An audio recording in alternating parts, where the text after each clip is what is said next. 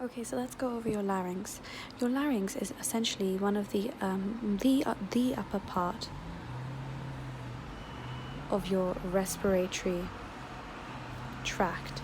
And your larynx is, well, the nose is, but then after it's the larynx. And your larynx is located behind, so posterior to it here would be your attachment for your pharynx as well. So your pharynx would attach to it, and then your larynx in front of it would be your, so here's your thyroid. Your larynx has a couple of key cartilages. Your key cartilages are your thyroid cartilage, and your cricoid cartilage. So you have your thyroid cartilage and your cricoid cartilage. Your thyroid cartilage has a left and right lamina, and in between the left and right lamina they join at the thyroid notch. Your thyroid cartilage has a superior horn and an inferior horn. Your inferior horns go almost to your arytenoid to your cricoid cartilage. So you have your T, thyroid cartilage, and your C for cricoid cartilage. Okay, so your thyroid cartilage, by the way, this thyroid notch is present in both male and females, but males have a greater angle, an obtuse angle of the thyroid, a bigger angle. Well, they make a smaller angle because then that's what allows your Adam's apple to be seen, because they have such a small angle that they can be moved up and down quite easily. So that's what makes your prominence, and then that's what gives them the Adam's apple. So essentially you have your connection between your cricoid cartilage and your thyroid cartilage is the cricothyroid muscle, your cricothyroid muscle, okay?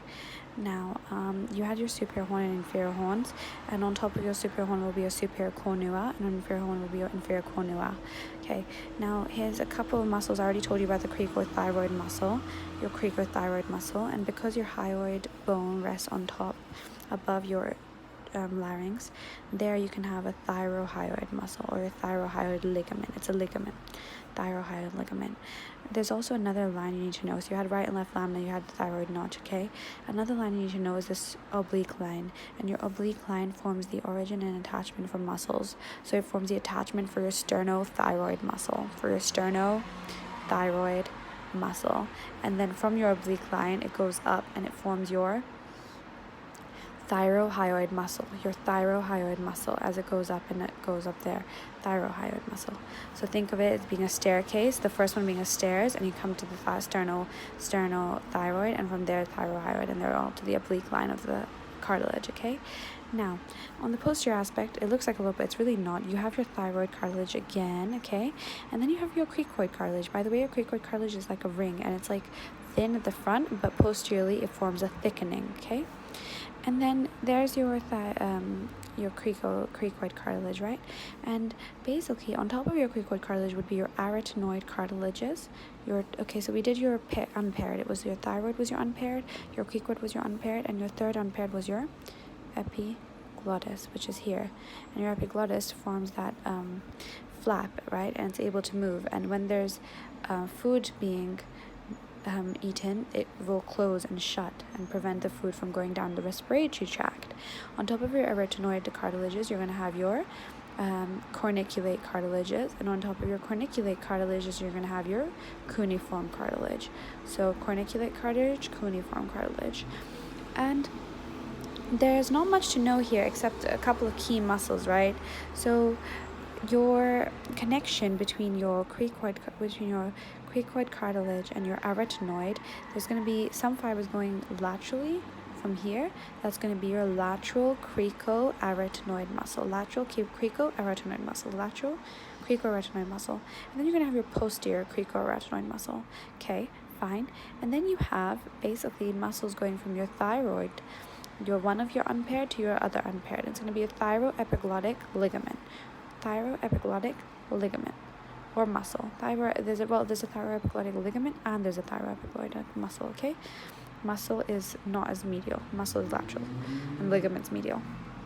Okay, then you need to know that you have a couple of more muscles. Cricothyroid muscle we talked about there. We talked about cricoarytenoid muscle and posterior and lateral.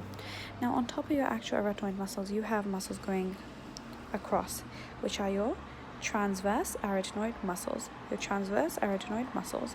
Then you have muscles which are going obliquely upwards, and as they go obliquely, they form your oblique arytenoid muscles, your oblique arytenoid muscles.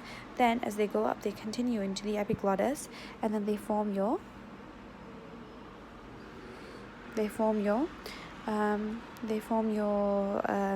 ara epiglottic muscle, epiglottic muscle. Fine. So you had your transverse arytenoid and oblique arytenoid. Oblique arytenoid continued into your ara epiglottic muscles. Okay, then you have then on top of your arytenoid, you have your different processes, and you have your muscular processes on this side and your vocal processes on this side, right? And those form attachment for different muscles too. But then one more thing, there's 3 more muscles you need to know that connect your pharynx to your larynx, to your pharynx. Well, there's stylopharyngeus, palatopharyngeus, and salpingopharyngeus. Again, stylopharyngeus, palatopharyngeus, and salpingopharyngeus.